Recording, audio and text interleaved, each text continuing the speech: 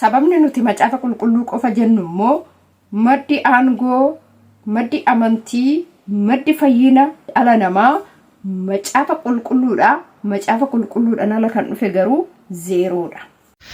Egaa ammas wantin sirriitti jabeessee kaasuu barbaadu waan lama. Egaa nuti waan lama bichaatiin bullaa jettee obboleettiin kun tokko kitaaba qulqulluu 66 qofaa, lammaffaa irratti immoo soolaa 5 qofaa.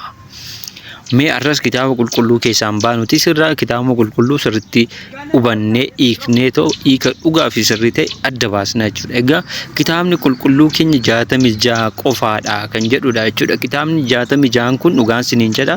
Kitaaba qulqulluu 66 qofa kan jedhu wanti barreeffames hin jiru, seenaan kaa'ames hin jiru, abbootiin ittiin walii galan hin jiru, doogmaan ittiin tumames hin jiru jechuudha. 66 yaa ta'uudhaani abboonni kiristaanaa gurguddoon keessattuu mana kiristaanaa bakka bu'an gurguddoon baay'een kitaaba 66 jedhanii kan isaan buureessanii lafa godhanii bira darban hin jiru jechuudha. Yookiin fakkeenyaaf manneen kiristaanaa keenya gubaa'eewwan gurguddaa sadiin fudhatti gubaa'eewwan gurguddaa kana keessatti illee kitaabonni kun oddoo gargariitti akkaataa adda addaatiin dhaaman yeroo jechuudha. Ishi waldaan humti amantii Pirotestaantii mataa isheetiin gubaa'een humti ishiin teessee kitaabni qulqulluu 66 jettee tumte hin jiru jechuudha. Haa ta'u kitaabni qulqulluu 66 bichaadha gaafa jettu 66 miti jennaan jechaa jirra jechuudha. Egaa maaliif jennaani 81dha kan nuti jechaa jirru. Isaan alatti ittiin daballu sirraa sin hir'isnu jechuudha. Maaliif jennaan fakkeenyaaf Taammira Maaramii ati baattee dhuftu kun kitaaba qulqulluu 81 ittiin daballu jechuudha.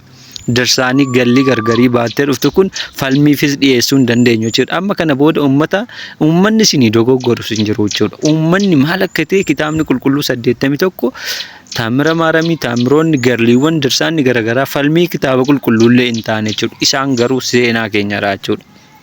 Seenaa keenya, seenaa qabsuudha mana kiristaanaa keenya, abboonni hedduu seenaa gargarii isaan hojjetan kan katabame malee kitaaba qulqulluu falmiidhaaf baattee ati mana keessatti Taammira Maaramii, Taammira Yesuusii, Taammira Mikaa'elii, Dirsaana Mikaa'elii wantoota garaagaraa baattee dhuftu kun hundumti isaanii falmii kitaaba qulqulluu 81 hin taane jechuudha.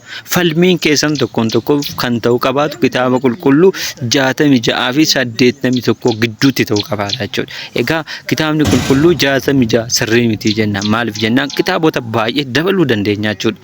Haqa kitaabaatiin jechuudha. Kitaabnumti isin baattan keessa kitaabonnumti warri afan kitaabawwan baay'ee yoo maqaadhaan hin argina jechuudha. Amma fakkeenyaaf ergaa Yihudaa boqonnaa 1 lakkoofsa 14 gubbaa irratti akkas jedha.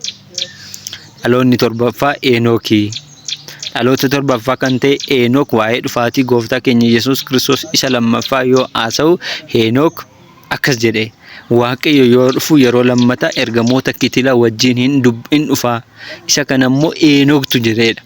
Yihudaan immoo asitti barreesseera jechuudha. Ergaa Yihudaan barreesse kan wa'i keessa baasaatii gataa jechuudha. Yookiin immoo kitaaba Enook kana barbaadaati fida jechuudha. Eenyutu dubbate? Enook kan dubbateedha. Inni Enook dubbate kun kitaaba 66 sin jettan kana keessatti hin jiru jechuudha. Kanaafuu soolaa 5 keessaa kitaaba qulqulluu kan jedhu caccabsaa jirra jechuudha. Caccabsaa bichaa miti diigaa jirra jechuudha. Diignee isinitti agarsiisaa jirra. Fakkeenyaaf kitaabni qulqulluu immoo hiika qaba jechuudha. Barreeffama qaba, hiika qaba, dubbisa qaba jechuudha. Callifameetuma hin jedhamu jechuudha. Fakkeenyaaf kitaabni qulqulluu mataa isaatiin waa wal lolu wayii fakkaata jechuudha. Garuu immoo akkas miti jechuudha. Fakkeenyaaf seera uumamaa boqonnaa 6 gubbaa irratti ijoolleen Waaqayyoo fi ijoolleen namootaa wal fuudhaniidha. Ijoolleen Waaqayyoo isaan kami? Ijoolleen namootaa isaan qabi. Waaqayyo mataa isaatiin ijoollee qaba.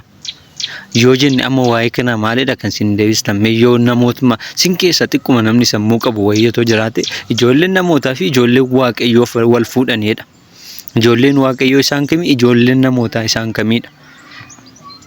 Kanaafuu kitaabni qulqulluu isin jettanii baattan kun 66 sunis kanuma keenya.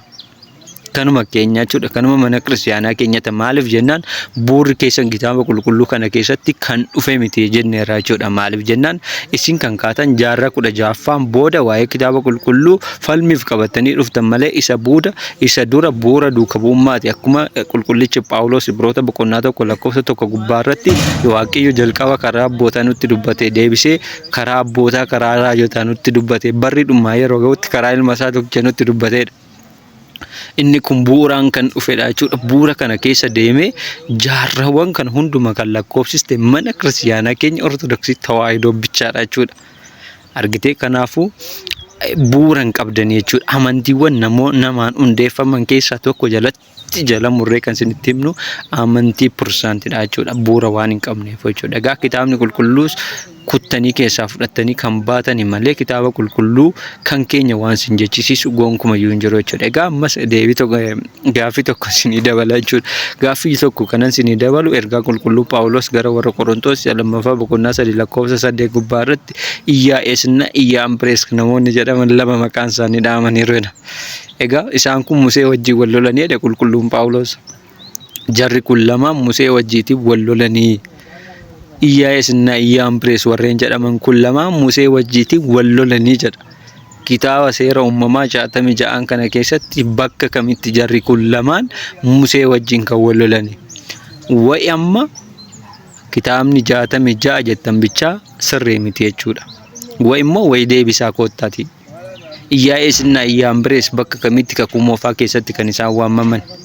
Kana yoo qabatanii dhufatan dhugumatti amilee kana booda sammuu keessan otoo ol hin kaasin waa'ee kitaaba qulqulluu osoo hin dubbatin sammuu keessan hin cabdanii akka teessan sin taasisna jechuudha. Waan nu qaanessu gonkumayyuu hin qabnu jechuudha. Kitaaba qulqulluu nutti amantii waaqessinitti hin qaaruf garuu immoo dhugaan sin jedha. Amantii keessanitti bu'uura keessanitti jirma keessanitti yeroo hundumayyuu bakka keessan hin qaarafna jechuudha. Wayi callisaatii ta'a wayi immoo deebii gaa qabadhaati koottaa.